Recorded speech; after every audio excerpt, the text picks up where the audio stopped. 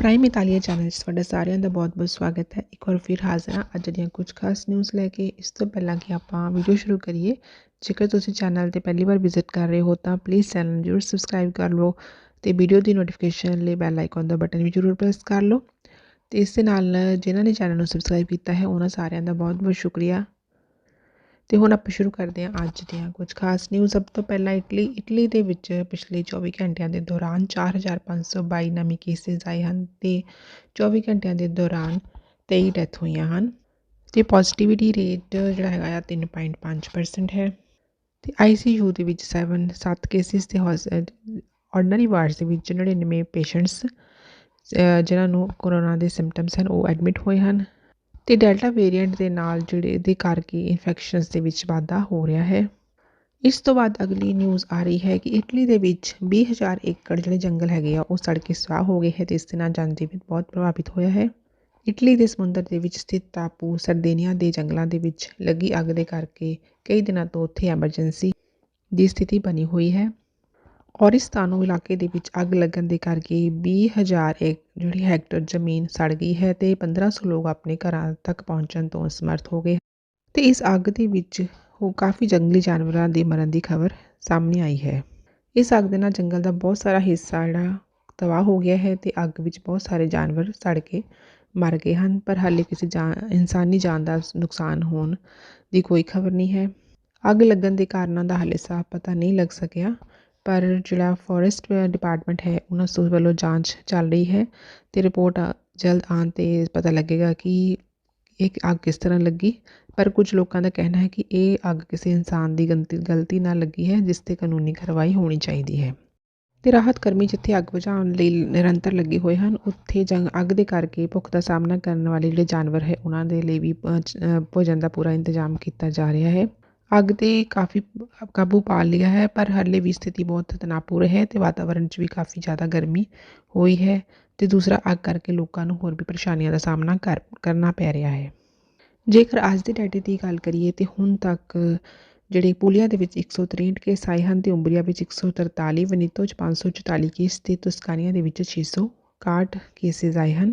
ਇਸ ਤੋਂ ਬਾਅਦ ਅਗਲੀ ਨਿਊਜ਼ ਇਹ ਆ ਰਹੀ ਹੈ ਕਿ ਜਿਸ ਤਰ੍ਹਾਂ 6 ਅਗਸਤ ਤੋਂ ਗ੍ਰੀਨ ਪਾਸ ਜ਼ਰੂਰੀ ਕਰ ਦਿੱਤੇ ਗਏ ਹਨ ਅਤੇ ਇਸ ਤੋਂ ਬਿਨਾਂ ਜਿਹੜਾ ਵੀ ਜਿਮ ਜਾਂ ਸਿਨੇਮਾ ਰੈਸਟੋਰੈਂਟਸ ਕਿੱਥੇ ਵੀ ਜਾਵੇਗਾ ਇਸ ਤੋਂ ਬਿਨਾਂ ਤਾਂ ਉਸਨੂੰ ਫਾਈਨ ਕੀਤਾ ਜਾ ਸਕਦਾ ਹੈ। ਇਹ ਫਾਈਨ ਜਿਹੜਾ ਹੈਗਾ ਹੈ 400 ਯੂਰੋ ਤੋਂ ਲੈ ਕੇ 1000 ਯੂਰੋ ਤੱਕ ਹੋ ਸਕਦਾ ਹੈ। ਇਸ ਤੋਂ ਬਾਅਦ ਅਗਲੀ ਨਿਊਜ਼ ਰੋਮਾ ਤੋਂ ਆ ਰਹੀ ਹੈ, ਜਿਸ ਦੇ ਵਿੱਚ 6 ਜਿਹੜੇ ਡਾਕਟਰ ਸੀਗੇ ਜਿਨ੍ਹਾਂ ਨੇ ਵੈਕਸੀਨ ਨਹੀਂ ਲਈ ਸੀ ਲਾਸੀਓ ਦੇ ਵਿੱਚ ਉਹਨਾਂ ਨੂੰ ਸਸਪੈਂਡ ਕਰ ਦਿੱਤਾ ਗਿਆ ਹੈ। ਇਹਨਾਂ ਦੇ ਵਿੱਚੋਂ ਡਾਕਟਰਸ ਅਤੇ ਕੁਝ ਸੋਸ਼ਲ ਹੈਲਥ ਵਰਕਰ ਸੀ ਜਿਹੜੇ ਕਿ ਆਜ਼ਲ ਦੇ ਵਿੱਚ ਕੰਮ ਕਰਦੇ ਸੀ ਅਤੇ ਉਹਨਾਂ ਨੂੰ ਸਸਪੈਂਡ ਕਰ ਦਿੱਤਾ ਗਿਆ ਹੈ ਕਿਉਂਕਿ ਉਹਨਾਂ ਨੇ ਹਾਲੇ ਤੱਕ ਵੈਕਸੀਨ ਨਹੀਂ ਲਈ ਸੀ। ਅਤੇ ਇਸ ਸਮੇਂ ਵੀ ਹਾਲੇ ਤੱਕ 300 ਤੋਂ ਘੱਟ ਅਜਿਹੇ ਡਾਕਟਰ ਹੈ ਜਿਨ੍ਹਾਂ ਨੇ ਹਾਲੇ ਤੱਕ ਵੈਕਸੀਨੇਸ਼ਨ ਲਈ ਹੈ ਅਤੇ ਉਹਨਾਂ ਨੂੰ ਵੈਕਸੀਨੇਸ਼ਨ ਕਰਵਾਉਣ ਦੇ ਲਈ 31 ਦਸੰਬਰ ਤੱਕ ਦਾ ਸਮਾਂ ਦਿੱਤਾ ਹੈ। ਇਸ ਤੋਂ ਬਾਅਦ ਜਿਹੜੀ ਅਗਲੀ ਨਿਊਜ਼ ਆ ਰਹੀ ਹੈ ਉਹ ਆ ਰਹੀ ਹੈ ਜਿਹੜੀ ਟੋਕੀਓ 2020 ਓਲੰਪਿਕਸ ਹੋ ਰਹੇ ਹਨ ਉਹਨਾਂ ਦੇ ਵਿੱਚ ਇੱਕ ਇਟਾਲੀਅਨ ਪਲੇਅਰ ਹੈ ਵਿਰੂਨੋ ਰੋਜ਼ੈਤੀ, ਉਹ ਵੀ ਕਰੋਨਾ ਪੋਜ਼ੀਟਿਵ ਪਾਏ ਗਏ ਹਨ, ਜਦਕਿ ਉਸਨੇ ਦੋਨੋਂ ਮੋਦੇਰਨਾ ਦੀਆਂ ਦੋਨੋਂ ਹੀ ਡਬਲ ਡੋਜ਼ ਜਿਹੜੀ ਹੈਗੀ ਆ ਉਹ ਲਗਵਾਈ ਸੀ ਅਤੇ ਫਿਲਹਾਲ ਉਸ ਨੂੰ ਬਰੂਨੋ ਜਿਹੜਾ ਰੋਜ਼ੈਤੀ ਹੈ ਪਲੇਅਰ ਹੈ ਉਸਨੂੰ ਹੋਟਲ ਦੇ ਵਿੱਚ ਕੁਆਰੰਟਾਈਨ ਆਈਸੋਲੇਟ ਕਰ ਦਿੱਤਾ ਗਿਆ ਹੈ। ਅਤੇ ਹੁਣ ਤੱਕ ਕਰੋਨਾ ਵਾਇਰਸ ਇਨਫੈਕਸ਼ਨ ਜਿਹੜੀ ਹੈਗੀ ਓਲੰਪਿਕ ਗੇਮਸ ਦੇ ਵਿੱਚ 174 ਟੋਟਲ ਹੋ ਚੁੱਕੀਆਂ ਹਨ। ਇਸ ਤੋਂ ਬਾਅਦ ਅਗਲੀ ਨਿਊਜ਼ ਆਸਟ੍ਰੇਲੀਆ ਤੋਂ ਆ ਰਹੀ ਹੈ। ਆਸਟ੍ਰੇਲੀਆ ਦੇ ਸਿਡਨੀ ਦੇ ਵਿੱਚ ਲਾਕਡਾਊਨ ਜਿਹੜਾ ਹੈ ਉਸਨੂੰ ਹੋਰ 4 ਹਫ਼ਤਿਆਂ ਤੱਕ ਵਧਾ ਦਿੱਤਾ ਗਿਆ ਹੈ। ਮਤਲਬ ਕਿ 28 ਅਗਸਤ ਤੱਕ ਸਿਡਨੀ ਦੇ ਵਿੱਚ ਲਾਕਡਾਊਨ ਰਹੇਗਾ। ਇਹ ਫੈਸਲਾ ਉੱਥੇ ਦੀ ਗੌਰਮੈਂਟ ਦੇ ਦੁਆਰਾ ਵੱਧਦੇ ਹੋਏ ਕੇਸਾਂ ਨੂੰ ਦੇਖਦੇ ਹੋਏ ਲਿੱਤਾ ਗਿਆ ਹੈ ਅਤੇ 28 ਅਗਸਤ ਤੱਕ ਇਹ ਲਾਕਡਾਊਨ ਰਹੇਗਾ। ਇਸ ਤੋਂ ਇਲਾਵਾ ਆਸਟ੍ਰੇਲੀਆ ਦੇ ਵਿੱਚ ਵੈਕਸੀਨੇਸ਼ਨ ਦੀ ਰਫ਼ਤਾਰ ਨੂੰ ਤੇਜ਼ ਕਰਨ ਦੇ ਲਈ ਵੈਕਸੀਨ ਲਾਟਰੀ ਸ਼ੁਰੂ ਕਰਨ ਦੀ ਮੰਗ ਉੱਠ ਰਹੀ ਹੈ ਅਤੇ ਗ੍ਰੈਟਨ ਇੰਸਟੀਚਿਊਟ ਦੇ ਡਾਕਟਰ ਸਟੀਫਨ ਡਕੇਤ ਨੇ ਇੱਕ ਉਪਾਅ ਸੁਝਾਇਆ ਹੈ ਜਿਸ ਦੇ ਦੁਆਰਾ ਕਿ ਟੀਕਾ ਲਗਾਉਣ ਦੀ ਪ੍ਰਕਿਰਿਆ ਵਿੱਚ ਸ਼ਾਮਲ ਲੋਕਾਂ ਲਈ $10 ਮਿਲੀਅਨ ਦੀ ਕੁੱਲ ਇਨਾਮੀ ਰਾਸ਼ੀ ਰੱਖੀ ਜਾਵੇਗੀ ਅਤੇ ਇਹਨਾਂ $10 ਮਿਲੀਅਨ ਦੇ ਵਿੱਚੋਂ ਚੁਣੇ ਗਏ 10 ਲੋਕਾਂ ਨੂੰ ਪ੍ਰਤੀ $1 ਮਿਲੀਅਨ ਦੇ ਇਨਾਮ ਦਿੱਤੇ ਜਾਣੇ ਚਾਹੀਦੇ ਹਨ। ਉਹਨਾਂ ਦੇ ਮੁਤਾਬਿਕ ਇਹ ਸਕੀਮ ਨਵੰਬਰ ਮਹੀਨੇ ਦੇ ਵਿੱਚ ਸ਼ੁਰੂ ਸ਼ੁਰੂਆਤ ਤੋਂ ਲੈ ਕੇ ਕ੍ਰਿਸਮਸ ਤੱਕ 1 ਹਫ਼ਤੇ ਲਈ ਚੱਲਣੀ ਚਾਹੀਦੀ ਹੈ, ਤਾਂ ਕਿ ਵੱਧ ਤੋਂ ਵੱਧ ਜਿਹੜੇ ਆਸਟ੍ਰੇਲੀਅਨ ਦੇ ਲੋਕ ਹੈਗੇ ਆ ਉਹ ਇਸ ਸਕੀਮ ਦਾ ਫਾਇਦਾ ਉਠਾ ਸਕਣ ਅਤੇ ਵੈਕਸੀਨੇਸ਼ਨ ਦੀ ਪ੍ਰੋਸੈਸਿੰਗ ਤੇਜ਼ੀ ਨਾਲ ਹੋ ਸਕੇ।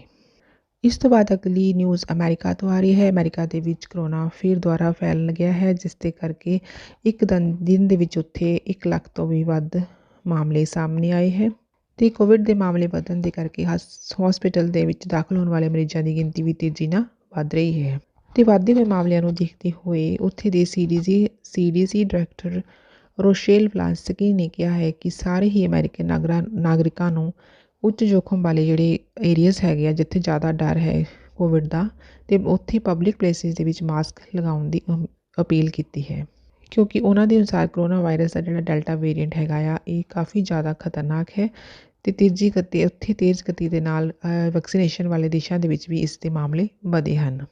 ਇਸ ਲਈ ਉਹਨਾਂ ਨੇ ਲੋਕਾਂ ਨੂੰ ਕਿਹਾ ਹੈ ਕਿ ਲੋਕਾਂ ਨੂੰ ਜ਼ਿਆਦਾ ਸਾਵਧਾਨ ਹੋਣ ਬਾਰੇ ਕਿਹਾ ਹੈ ਅਤੇ ਵੱਧਦੇ ਹੋਏ ਕੇਸਾਂ ਨੂੰ ਦੇਖਦੇ ਹੋਏ ਵਾਸ਼ਿੰਗਟਨ ਦੇ ਵਾਈਟ ਹਾਊਸ ਦੇ ਵਿੱਚ ਵੀ ਮਾਸਕ ਨੂੰ ਜ਼ਰੂਰੀ ਕਰ ਦਿੱਤਾ ਗਿਆ ਹੈ। ਇਸ ਤੋਂ ਬਾਅਦ ਅਗਲੀ ਨਿਊਜ਼ ਵੀ ਅਮਰੀਕਾ ਤੋਂ ਹੈ। ਅਮਰੀਕਾ ਦੇ ਵਾਸ਼ਿੰਗਟਨ ਦੇ ਵਿੱਚ ਪੰਜਾਬੀ ਮੂਲ ਦੇ ਟਰੱਕ ਚਾਲਕ ਇੱਕੋ ਵਾਹਨ ਦੇ ਰੋਲ ਓਵਰ ਵਿੱਚ ਮਾਰਿਆ ਗਿਆ ਅਤੇ ਰਿਪੋਰਟ ਦੇ ਮੁਤਾਬਕ 36 ਸਾਲਾਂ ਦਾ ਇਹ ਨੌਜਵਾਨ ਹਾਈਵੇ 14 ਤੇ ਪੂਰਬ ਵੱਲ ਨੂੰ ਲੋਡ ਲੈ ਕੇ ਜਾ ਰਿਹਾ ਸੀ ਅਤੇ ਦੱਸਿਆ ਜਾ ਰਿਹਾ ਕਿ ਜਦੋਂ ਹਾਈਵੇ 'ਤੇ ਜਾ ਰਿਹਾ ਸੀ ਉਸ ਦਾ ਟਰੱਕ ਪਲਟ ਗਿਆ ਅਤੇ ਉਸ ਤੋਂ ਬਾਅਦ ਉਸ ਮੌਕੇ 'ਤੇ ਹੀ ਉਸ ਦੀ ਮੌਤ ਹੋ ਗਈ ਅਤੇ ਉਸ ਨੌਜਵਾਨ ਦਾ ਨਾਮ ਹਰਮਿੰਦਰ ਸਿੰਘ ਧਾਲੀਵਾਲ ਹੈ ਅਤੇ ਇਹ ਵੀ ਦੱਸਿਆ ਜਾ ਰਿਹਾ ਕਿ ਉਸਨੇ ਸੀਟ ਬੈਲਟ ਵੀ ਨਹੀਂ ਪਹਿਨੀ ਸੀ ਅਤੇ ਹਾਦਸੇ ਸਮੇਂ ਉਸ ਦੀ ਮੌਕੇ 'ਤੇ ਹੀ ਮੌਤ ਹੋ ਗਈ। ਜੇਕਰ ਆਪਾਂ ਫਰਾਂਸ ਦੀ ਗੱਲ ਕਰੀਏ ਤਾਂ ਫਰਾਂਸ ਦੇ ਵਿੱਚ ਵੀ ਪਿਛਲੇ 24 ਘੰਟਿਆਂ ਦੇ ਦੌਰਾਨ 27,000 ਨਵੇਂ ਕੇਸਿਸ ਆਏ ਹਨ, ਜਿਹੜੇ ਕਿ ਅਪ੍ਰੈਲ ਤੋਂ ਬਾਅਦ ਬਹੁਤ ਜ਼ਿਆਦਾ ਹਨ ਅਤੇ ਫਰਾਂਸ ਦੇ ਵਿੱਚ ਵੀ 7 ਅਗਸਤ ਤੋਂ ਗ੍ਰੀਨ ਪਾਸ ਜਿਹੜਾ ਹੈਗਾ ਆ ਲੌਂਗ ਡਿਸਟੈਂਸ ਟਰਾਂਸਪੋਰਟ ਦੇ ਵਿੱਚ ਜ਼ਰੂਰੀ ਕਰ ਦਿੱਤਾ ਜਾਵੇਗਾ ਅਤੇ ਜਿਹੜੀ ਇਹ ਓਬਲੀਗੇਸ਼ਨ ਹੈ ਇਹ 7 ਤੋਂ ਲੈ ਕੇ 10 ਅਗਸਤ ਦੇ ਵਿਚਕਾਰ ਇਹਨਾਂ ਦਿਨਾਂ ਦੇ ਵਿੱਚ ਲਾਗੂ ਹੋ ਸਕਦੀ ਹੈ। ਇਸ ਤੋਂ ਬਾਅਦ ਅਗਲੀ ਨਿਊਜ਼ ਹੈ ਕਿ technical scientific commission CTS IIFA ਵੱਲੋਂ ਜਿਹੜੀ ਮੋਡੇਰਨਾ ਦੀ ਵੈਕਸੀਨ ਹੈ ਉਹ ਬੱਚਿਆਂ ਦੇ ਲਈ ਜਿਨ੍ਹਾਂ ਦੀ ਉਮਰ 12 ਤੋਂ ਲੈ ਕੇ 17 ਦੇ ਵਿਚਕਾਰ ਹੈ, ਉਹਨਾਂ ਨੂੰ ਇਸ ਦੀ ਅਪਰੂਵਲ ਮਿਲ ਗਈ ਹੈ। ਇਸ ਤੋਂ ਬਾਅਦ ਅਗਲੀ ਨਿਊਜ਼ ਜਰਮਨੀ ਤੋਂ ਆ ਰਹੀ ਹੈ। ਜਰਮਨੀ ਦੇ ਪਬਲਿਕ ਹੈਲਥ ਇੰਸਟੀਚਿਊਟ ਦੇ ਜਿਹੜੇ ਪ੍ਰੈਜ਼ੀਡੈਂਟ ਹੈ ਉਹਨਾਂ ਨੇ ਕਿਹਾ ਹੈ ਕਿ ਜਰਮਨੀ ਦੇ ਵਿੱਚ ਕਰੋਨਾ ਵਾਇਰਸ ਪੈਂਡੇਮਿਕ ਦੀ 4th ਵੇਵ ਚੌਥੀ ਲਹਿਰ ਆ ਚੁੱਕੀ ਹੈ ਅਤੇ ਇਸ ਤੋਂ ਬਾਅਦ 10 ਅਗਸਤ ਨੂੰ ਉੱਥੇ ਦੀ ਜਿਹੜੀ ਗੌਰਮੈਂਟ ਹੈਗੀ ਆ ਨਵੀਂ ਲਹਿਰ ਆਉਣ ਦੇ ਕਰਕੇ ਜਿਹੜੇ ਕੇਸਾਂ ਦੇ ਵਿੱਚ ਗਿਣਤੀ ਹੋਈ ਹੈ ਉਹਦੇ ਲਈ ਨਵੀਆਂ ਮੈਜ਼ਰਮੈਂਟਸ ਬਣਾ ਸਕਦੀ ਹੈ।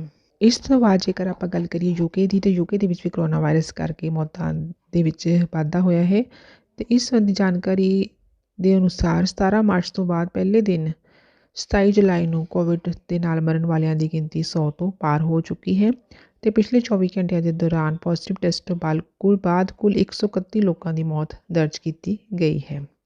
ਹਾਲਾਂਕਿ ਦੇਸ਼ ਦੇ ਵਿੱਚ ਲਗਾਤਾਰ 7ਵੇਂ ਦਿਨ ਵਾਇਰਸ ਦੇ ਮਾਮਲਿਆਂ ਦੇ ਵਿੱਚ ਗਿਰਾਵਟ ਆਈ ਹੈ, ਪਰ ਮੌਤਾਂ ਦੀ ਗਿਣਤੀ ਵੱਧ ਗਈ ਹੈ। ਇਸ ਤੋਂ ਇਲਾਵਾ ਹੈਲਥ ਐਕਸਪਰਟਸ ਜਿਹੜੇ ਹੈਗੇ ਉਹਨਾਂ ਨੇ ਭਵਿੱਖਬਾਣੀ ਕੀਤੀ ਹੈ ਕਿ ਇਨਫੈਕਸ਼ਨ ਦੀ ਦਰ ਵਿੱਚ ਗਿਰਾਵਟ ਆਉਣ ਤੋਂ ਪਹਿਲਾਂ ਹਸਪਤਾਲਾਂ ਵਿੱਚ ਹੋਰ ਵੀ ਜ਼ਿਆਦਾ ਮਰੀਜ਼ ਆ ਸਕਦੇ ਹਨ। ਇਸ ਲਈ ਵਾਇਰਸ ਤੋਂ ਜ਼ਿਆਦਾ ਸੁਰੱਖਿਅਤ ਰਹਿਣ ਦੇ ਲਈ ਕਰੋਨਾ ਵੈਕਸੀਨ ਬਹੁਤ ਜ਼ਰੂਰੀ ਹੈ। ਇਸ ਤੋਂ ਬਾਅਦ ਅਗਲੀ ਨਿਊਜ਼ ਗਲਾਸਗੋ ਤੋਂ ਆ ਰਹੀ ਹੈ ਅਤੇ ਸਕਾਟਲੈਂਡ ਦੇ ਵਿੱਚ ਸਰਕਾਰ ਵੱਲੋਂ ਅਗਲੇ ਸਾਲ 22 ਸਾਲ ਤੋਂ ਘੱਟ ਉਮਰ ਦੇ ਲੋਕਾਂ ਦੇ ਲਈ ਬੱਸਾਂ ਦੇ ਵਿੱਚ ਮੁਫਤ ਯਾਤਰਾ ਦੀ ਸਹੂਲਤ ਦਿੱਤੀ ਜਾਵੇਗੀ। ਇਸ ਸੰਬੰਧੀ ਸਰਕਾਰ ਨੇ ਐਲਾਨ ਕੀਤਾ ਹੈ ਕਿ ਸਕਾਟਲੈਂਡ ਦੇ ਵਿੱਚ ਇਸ ਉਮਰ ਸੀਮਾ ਦੇ ਹਰੇ ਵਿਅਕਤੀ ਲਈ ਮੁਫਤ ਬੱਸ ਯਾਤਰਾ 30 ਜਨਵਰੀ 2022 ਨੂੰ ਸ਼ੁਰੂ ਹੋਵੇਗੀ। ਇਸ ਯੋਜਨਾ ਤਹਿਤ ਤਬਦੀਲੀਆਂ ਲਿਆਉਣ ਦੇ ਲਈ ਇਸ ਕਾਨੂੰਨ 'ਤੇ ਗਰਮੀਆਂ ਦੇ ਅਖੀਰ ਦੇ ਵਿੱਚ ਸਕਾਟਲੈਂਡ ਦੀ ਸੰਸਦ ਦੇ ਵਿੱਚ ਬਹਿਸ ਵੀ ਕੀਤੀ ਜਾਵੇਗੀ ਅਤੇ ਸਕਾਟਲੈਂਡ ਦੇ ਟਰਾਂਸਪੋਰਟ ਮੰਤਰੀ ਦੇ ਅਨੁਸਾਰ ਇਸ ਯੋਜਨਾ ਦੇ ਤਹਿਤ 2030 ਤੱਕ ਕਾਰ ਦੁਆਰਾ ਕੀਤੀ ਗਈ ਜਾਣ ਵਾਲੀ ਯਾਤਰਾ ਦੀ ਸੰਖਿਆ ਨੂੰ 20% ਘਟਾਇਆ ਜਾ ਸਕਦਾ ਹੈ ਅਤੇ 2045 ਤੱਕ ਨੈੱਟ ਜ਼ੀਰੋ ਨਿਕਾਸ ਤੱਕ ਪਹੁੰਚਣ ਦੇ ਟੀਚੇ ਨੂੰ ਪ੍ਰਾਪਤ ਕੀਤਾ ਜਾ ਸਕਦਾ ਹੈ। ਇਸ ਤੋਂ ਬਾਅਦ ਅਗਲੀ ਨਿਊਜ਼ ਅਮਰੀਕਾ ਕੈਨੇਡਾ ਬਾਰਡਰ ਤੋਂ ਆ ਰਹੀ ਹੈ, ਜਿੱਥੇ ਦੱਸਿਆ ਜਾ ਰਿਹਾ ਹੈ ਕਿ ਇਸ ਬਾਰਡਰ 'ਤੇ ਟਰੱਕ ਦੇ ਵਿੱਚੋਂ 1 ਟਨ ਤੋਂ ਵੀ ਵੱਧ ਭੰਗ ਫੜੀ ਗਈ ਹੈ। USA the custom and border protection ਨੇ ਮੰਗਲਵਾਰ ਨੂੰ ਫੋਰਟ ਸਟਰੀਟ ਕਾਰਗੋ ਸਹੂਲਤ ਵਿਖੇ ਉਹਨਾਂ ਨੇ ਇੱਕ ਟਰੈਕਟਰ ਟ੍ਰੇਲਰ ਦੀ ਜਾਂਚ ਦੇ ਦੌਰਾਨ ਲਗਭਗ 2,583 ਪਾਉਂਡ ਭੰਗ ਦਾ ਜਿਹੜੀ ਭੰਗ ਫੜੀ ਹੈ। ਇਹ ਟਰੱਕ ਬ੍ਰਿਜ ਰਾਹੀਂ ਕੈਨੇਡਾ ਤੋਂ ਡਿਟੋਰੀਏਟ ਦੇ ਵਿੱਚ ਦਾਖਲ ਹੋਇਆ ਅਤੇ ਸਹੂਲਤ ਲਈ ਉਸ ਨੂੰ ਸੈਕੰਡਰੀ ਜਾਂਚ ਲਈ ਜਦੋਂ ਖੇਤਰ ਦੇ ਵਿੱਚ ਭੇਜਿਆ ਗਿਆ ਤਾਂ ਉਸ 'ਤੇ ਪਾਇਆ ਗਿਆ ਕਿ ਇਸ ਟਰੱਕ ਦੇ ਵਿੱਚ ਭੰਗ ਹੈ। ਇਸ ਤੋਂ ਬਾਅਦ ਅਗਲੀ ਨਿਊਜ਼ ਆ ਰਹੀ ਹੈ ਸਾਊਦੀ ਅਰਬ ਤੋਂ। ਸਾਊਦੀ ਅਰਬ ਨੇ ਆਪਣੇ ਨਾਗਰਿਕਾਂ ਦੇ ਲਈ ਯਾਤਰਾ ਸੰਬੰਧੀ ਚੇਤਾਵਨੀ ਜਾਰੀ ਕੀਤੀ ਹੈ। ਸਾਊਦੀ ਅਰਬ ਵਿੱਚ ਜੇਕਰ ਕੋਈ ਵੀ ਨਾਗਰਿਕ ਜਿਹੜਾ ਕਰੋਨਾ ਵਾਇਰਸ ਦੀ ਰੈੱਡ ਲਿਸਟ ਵਾਲੇ ਸ਼ਾਮਲ ਦੇਸ਼ਾਂ ਦੀ ਯਾਤਰਾ ਕਰਦਾ ਹੈ ਅਤੇ ਉਸ ਨੂੰ 3 ਸਾਲ ਦੀ ਯਾਤਰਾ ਕਰਨ 'ਤੇ ਪਾਬੰਦੀ ਲਗਾਈ ਜਾਵੇਗੀ ਉਸ 'ਤੇ। ਅਤੇ ਸਾਊਦੀ ਅਰਬ ਨੇ ਇਹ ਚੇਤਾਵਨੀ ਕਰੋਨਾ ਵਾਇਰਸ ਦੇ ਵੱਧਦੇ ਹੋਏ ਮਾਮਲਿਆਂ ਨੂੰ ਦੇਖਦੇ ਹੋਏ ਅਤੇ ਨਵਾਂ ਵੇਰੀਐਂਟ ਛੁਡਾਇਆ ਉਸ 'ਤੇ ਰੋਕ ਲਗਾਉਣ ਦੇ ਉਦੇਸ਼ ਨਾਲ ਕੀਤੀ ਹੈ। ਅਤੇ ਅਜਿਹੇ ਸਾਊਦੀ ਨਾਗਰਿਕਾਂ ਦੇ ਖਿਲਾਫ ਕਾਨੂੰਨੀ ਕਾਰਵਾਈ ਵੀ ਕਰ ਸਕਦੇ ਹਨ ਜਿਹੜਾ ਇਸ ਰੈੱਡ ਲਿਸਟ ਦੇ ਵਿੱਚ ਦੇਸ਼ਾਂ ਦੇ ਵਿੱਚ ਜਿਹੜੇ ਸ਼ਾਮਲ ਦੇਸ਼ ਹੈ ਉਹਨਾਂ ਦੇਸ਼ਾਂ ਦੀ ਯਾਤਰਾ ਕਰਦਾ ਹੈ। ਇੱਥੇ ਤੁਹਾਨੂੰ ਦੱਸ ਦਈਏ ਕਿ ਸਾਊਦੀ ਅਰਬ ਨੇ ਆਪਣੇ ਨਾਗਰਿਕਾਂ ਦੇ ਭਾਰਤ, ਇੰਡੋਨੇਸ਼ੀਆ, ਪਾਕਿਸਤਾਨ, ਦੱਖਣੀ ਅਫਰੀਕਾ, UAE, ਤੁਰਕੀ, ਬ੍ਰਾਜ਼ੀਲ, ਮਿਸਰ, ਇਥੋਪੀਆ, ਲੈਬਨਾਨ, ਅਰਜਨਟੀਨਾ ਆਦਿ ਦੇਸ਼ਾਂ ਦੇ ਵਿੱਚ ਜਾਣ ਜਾਂ ਟ੍ਰਾਂਜ਼ਿਟ ਕਰਨ ਦੀ ਪਾਬੰਦੀ ਲਗਾਈ ਹੈ। ਅਤੇ ਜੋ ਵੀ ਇਹਨਾਂ ਦੇਸ਼ਾਂ ਦੀ ਯਾਤਰਾ ਕਰੇਗਾ ਉਸ ਦਾ ਜਿਹੜਾ ਮਤਲਬ ਕਿ 3 ਸਾਲ ਤੱਕ ਉਹ ਯਾਤਰਾ ਨਹੀਂ ਕਰ ਸਕਦਾ ਅਤੇ ਇਸ ਦੇ ਨਾਲ ਉਸ ਨੂੰ ਕਾਫੀ ਭਾਰੀ ਜੁਰਮਾਨਾ ਵੀ ਹੋ ਸਕਦਾ ਹੈ ਅਤੇ ਕਾਨੂੰਨੀ ਕਾਰਵਾਈ ਵੀ ਹੋ ਸਕਦੀ ਹੈ। ਇਹ ਸੀ ਅੱਜ ਦੇ ਕੁਝ ਖਾਸ ਨਿਊਜ਼। ਇਸ ਦੇ ਨਾਲ ਹੀ ਆਪਾਂ ਵੀਡੀਓ ਖਤਮ ਕਰਦੇ ਹਾਂ। ਜੇ ਵੀਡੀਓ ਚੰਗੀ ਲੱਗੀ ਤਾਂ ਲਾਈਕ ਕਰਿਓ। ਵੀਡੀਓ ਦੇਖਣ ਲਈ ਤੁਹਾਡਾ ਬਹੁਤ ਬਹੁਤ ਸ਼ੁਕਰੀਆ।